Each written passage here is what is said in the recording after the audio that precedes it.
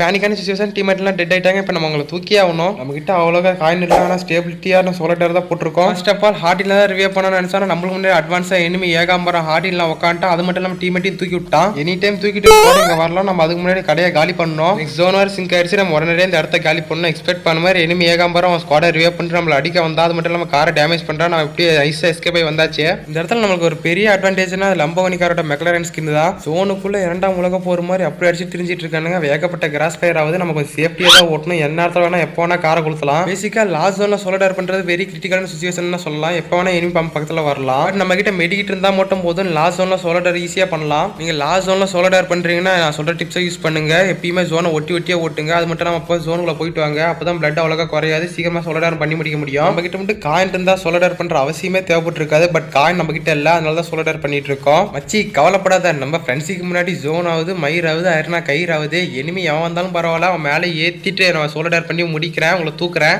ஆசிஸா சோலோடர் heart ரொம்ப ஸ்லோவாக தான் ஏறிட்டு இருக்கு. கொஞ்சம் ஃபாஸ்ட்டாக இருந்தால் பரவாயில்ல. கர்னா தயவு செஞ்சு கொஞ்சம் ஃபாஸ்ட்டாக ஏற்றி விடுங்க அந்த சோலோடர் ஹார்டினை. ஃபினிஷிங் ஆஃப் சோலோடர் ஹார்டின் ஃப்ரீ ஃபயர்னா வர சோலோடர் பண்ண தேவை நம்ம பாரு.